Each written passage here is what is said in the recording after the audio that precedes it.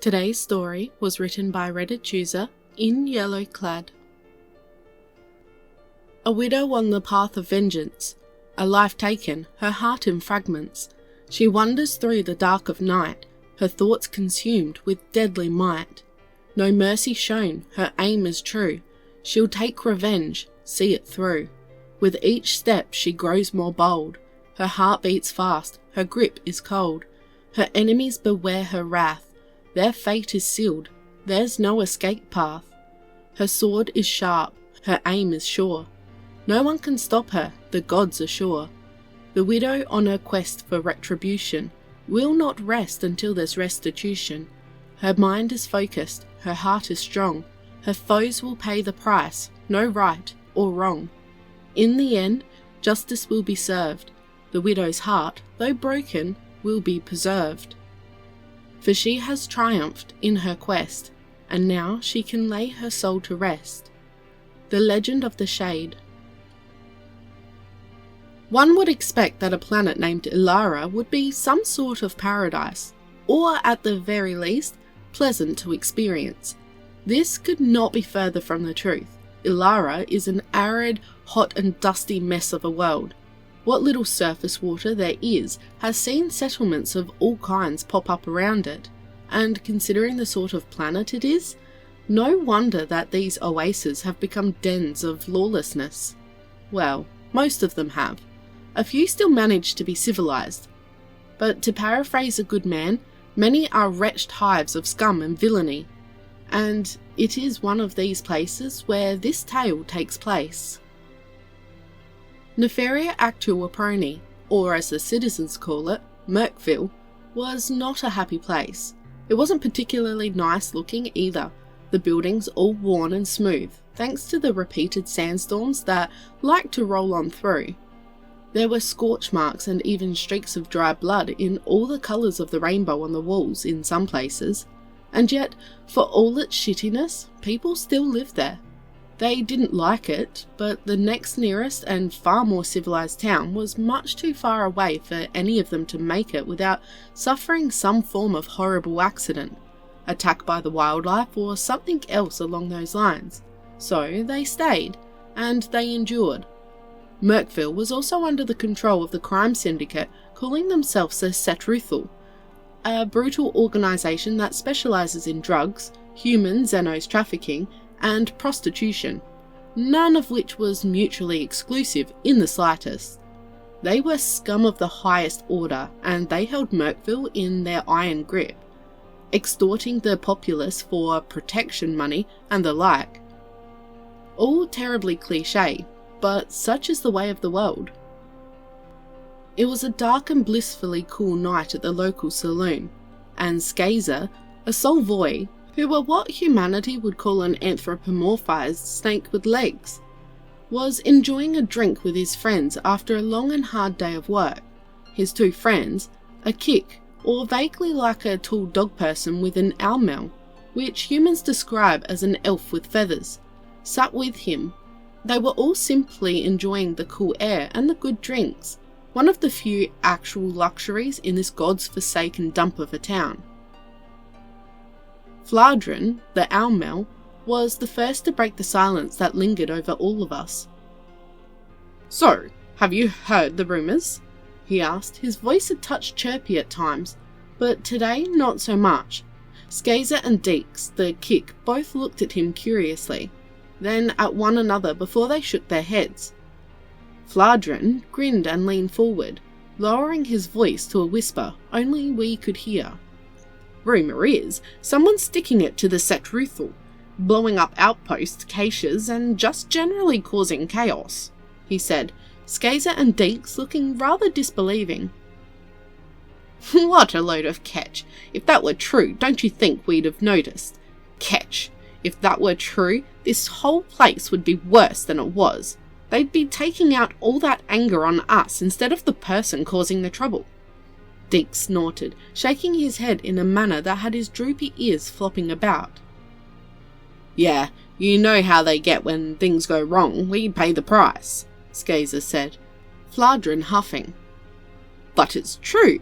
They say a human is causing all this fuss, he protested, and that gave the other two pause. Now that sounded pretty plausible. When humans wanted to break something, they always seemed to do so in spectacular fashion. So one human causing such a ruckus wasn't unheard of. But still, it was only a rumour. Alright then, tell us about this human, Skazer said, and Fladrin looked overjoyed at the prospect of doing so, leaning in even closer to speak. So, rumours say this human holds a personal grudge against the Setruthal. They say the syndicate killed the human's family and nobody would bring them to justice, so the human decided to do it themselves. That was honestly not that surprising. Humans love a good revenge arc. Anyway, they started small, or so the rumours say, just some low-level scum going missing, then working their way higher and higher up the ladder. It's got the Setruthal scared, but they don't want to show it. Keep up appearances, you know? Skazer and Deeks nodded, both of them fully understanding the concept of saving face. But this did seem a little far-fetched. None of them really noticed the human that entered the saloon. A long, dusty and tattered coat draped over their shoulders, heeled boots that gently thumped against the floor, and a wide-brimmed hat on top of their head. Nobody noticed them save the bartender when the humans sat at it, nor did they hear the softly spoken request for a drink from this human. What they did notice was the very loud group of Setruthal enforcers, who were off duty at this time, wandering into the saloon not 5 minutes later, cussing and generally being obnoxious. The establishment fell silent, fearful eyes tracking the enforcers as they kicked the occupants off a table, out of their chairs, and claimed it for themselves. Nobody moved a muscle to challenge them. They all knew what would happen if they did. The human, however, hardly seemed perturbed as they glanced over a shoulder, the long ponytail of red hair shifting with the motion. It didn't take the enforcers long to notice the human, nor the fact that the human was a female. There was a very good reason why there were no humans in Merkville, and the Setruthal were that very reason, as the men tended to get slaughtered and the women, well, best not to talk about that. Well, looks like we have a newcomer, one of the enforcers said, grinning maliciously. The Setruthal were almost exclusively occupied by members of a species known as the Bolcow.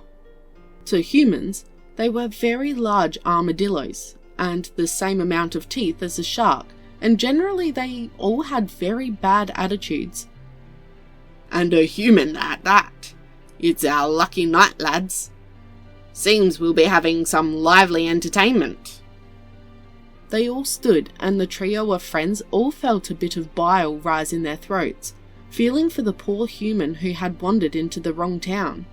But the human did the most curious thing, and perhaps the most stupid thing as well. They ignored the enforcers and instead flagged down the bartender, who looked to be quivering in fear. "Could I just have the bottle, please, and thank you," the human said, her voice light and lilting, but with a touch of a Terran subcultural accent, what they would call southern. The bartender was quick and acquiesce, and a bottle of some alcoholic beverage was placed before her. She was quick to take it up, spinning the cap off it with a well-practiced motion. She didn't even care that the cap was sent flying off into the unknown as a result. She instead focused on chugging the contents of the bottle while turning on her stool to face the enforcers. The enforcers didn't look too pleased, and everyone else wanted to look away from what was going to happen next, but found themselves transfixed. "Aren't you a pretty thing? Why don't you come play with us, girlie?" The lead enforcer, a particularly nasty fellow and coincidentally the son of the Setruthal patriarch, grinned as he reached out a claw to stroke her cheek. Instead of responding verbally, her head tilted back as she continued her drinking, a single finger raised to signal him to wait. He didn't really appreciate this, as he moved with such speed that nobody really knew what happened till the bottle had been cut into pieces. the contents splashing partially onto her and the floor while the glass shattered on impact. She stared at the broken and empty bottle with a look of exasperation, before her ice blue eyes shifted their focus onto the heir apparent. "Alright, I'll play with you," she said softly, and the enforcer grinned, leaning in to begin his violations, only for all of us to hear a sound we were most assuredly not expecting. It was the sound of railgun coils spinning up. Before anyone could react, there was a sharp sound of metal on metal, followed by wet squelching, as nearly every soul tracked the arm that sailed through the air and landed in a bloody heap well across the room. Then came the screaming, as the enforcer looked at the stump where his arm had been, and the ancient-looking revolver that had removed it. The gun shifted, angling lower, the same whine repeating, and now he was missing a leg as well. The saloon burst into motion as his screaming intensified, his buddies all surging towards a human who stood in a flash and used their foot to hook onto the rungs of the stool she'd only just been occupying, sending it sailing straight into the face of an enforcer, even as she took aim and fired again. Turning another's head into a fine purple mist, she became a blur, firing and slashing with the broken bottle. She painted the room with their blood, and they never even laid a claw on her. It was over in an instant, the human standing there and breathing heavily, even as she watched the first enforcer claw his way out the door on his stomach. With a deep breath, she turned, placed a stack of credits on the bar, and walked after the fleeing enforcer, all while reloading her weapon. Without much hesitation, all present, who had merely been spectators, scrambled from their hiding places and to the windows, watching as she stepped over the prostrate being and pressed the barrel of a gun to the back of his head. Do you know who I am? Who my father is?" the being wailed, and the human nodded. "I do. That's why I'm here, why I'm doing this. Because you took everything I ever held dear from me, and now I have nothing left to lose," she murmured, and the alien grinned, purple blood oozing from his mouth. "You know you're gonna die, right? We're gonna take our time with you, make it hurt." "Perhaps, but here's the thing." She kicked him over onto his back, a position of great shame to a bulkhour. "There's room in my grave for you too," she hissed, and they all expected her to end him right then and there, but she didn't. Instead, she drew a knife and smiled in a sweet manner, yet instead of the comfort that such a smile would have brought, they felt nothing but a chill run down their spines, or spine equivalents. "Now you're going to be a messenger to dear old Dad, so you best listen close. Don't want to miss a single word." Those watching turned away, some getting sick at what she did next, the screams echoing down the street. 10 hours later. The plantation on the outskirts of Merkville was an opulent affair, reminiscent of ancient Terran plantations as well, which is what it had been based off of coincidentally. It was here where the end of this story shall take place, and it shall go down in history as a pivotal point for Ilara, a night of blood and death, of vengeance secured, and the end of a dynasty. It began with the sound of someone scratching at a door, a sound that was entirely unheard of in this place. When a guard was ordered to investigate, they found only the mangled son of Patriarch Bilhaziah bleeding, not nearly as profusely as he had been earlier, on the stoop. He was quickly moved to a secure room, and his father was livid, bellowing up a storm of vile hatred for whomever had done this to his son. When eventually he calmed down enough to not only hear himself think, but to hear others when they talked to him, he was informed that there was a camera attached to the front of his son's uniform. He quickly snatched it up, peering directly into the camera as a snarl ripped from his throat. "I don't know who you are or why you're doing this, but you've made a very grave mistake. I will hunt you down. I will tear everything you love and hold dear apart. I will make you beg for death, and I shall not give it. Do you hear me? I shall not give it." He roared into the camera, unsure if whomever was watching could even hear him, but apparently they could. "You already have. Now it's my turn. An eye for an eye," came the sibilant response, and that's when they all heard it. A gentle beeping coming from nearby. Bilharzia turned towards the source, only to find his son awake yet again, and looking fearfully at him. He couldn't speak. Whomever had mutilated him had not stopped at his limbs, but had removed his ability to speak, to warn them of the danger he presented. It clicked in Bilharzia's head that the beeping was only getting faster, and just as it became a solid tone, he bolted from the room. He was fortunate to have done so. His son and the others, however, not so fortunate. The high explosive charge that had been embedded into his son detonated, blowing a good chunk of the West Wing entirely to pieces. As Bilharzia raised his head from the ground where he landed thanks to the blast, he caught sight of missiles streaking up into the air, only to explode mid-flight and rain down phosphorus and napalm over the fields of product he maintained, setting them ablaze. Heavy gunfire sounded, the rattling of a very large chain gun booming through the silence of a beautiful evening, raking rounds over his vehicles and depots. Everything of value save the servants' quarters was put to the torch, and he could only watch. From the smoke strode a figure, one he instantly recognised. He was not ignorant of human history, their conflicts, human synergy, or the Valvek despoilers. He knew a human war mech when he saw one, and this one was particularly well known. Before his home stood the war mech known as the Black Widow, though its official name was 22-39 Ward. The body was painted black, a single red hourglass on the chest, partially hidden by some sort of tactical covering that closely resembled a poncho.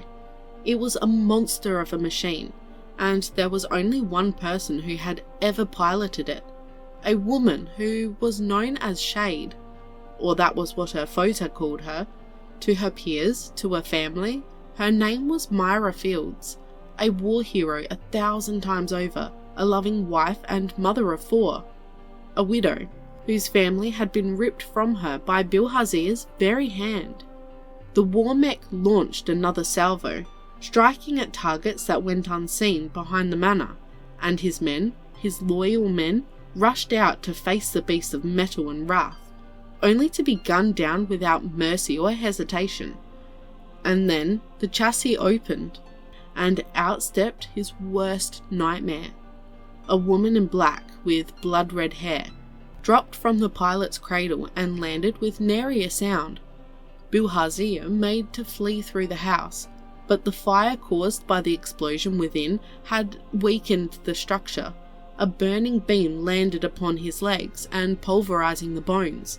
He cried out as he was stopped dead in his tracks, and from where he lay, he could see her approaching, slowly, patiently. Finally, she stepped into the burning home, the smoke-filled wind catching her coat and making it flap. She knelt before him, not a single emotion on her face. She studied him for a moment, then looked at the beam and the fire which engulfed the house before nodding. She didn't say a word, not even in response to his begging. His pleas for mercy. She had none to give, none to show, and so she stood and left, leaving him to his fate. Finally she spoke, even as she walked past the waiting war mech. "Light the fire, Ward," she said, and the machine nodded, launching more incendiary missiles high into the air and watching as the payload rained down on the home. And just like that, it was over.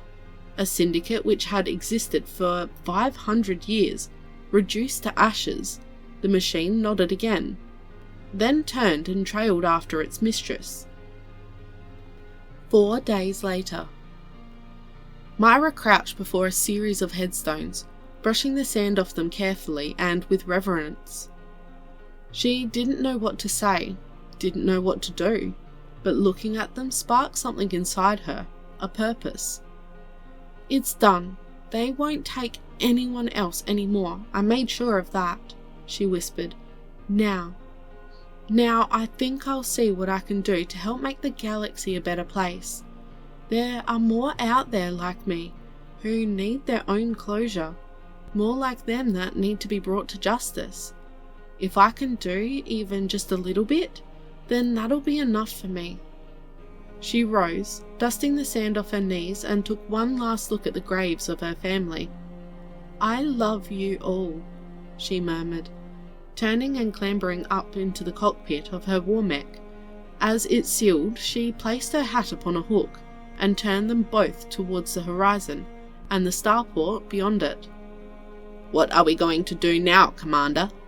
Ward asked, and she smiled, giving one of his consoles a gentle pat. Now we're going to do what we do best. Think you're up for it?" "Affirmative." "Good boy. Let's go kill some bad guys." And so the two walked off into the great unknown, looking to bring justice to those that required it.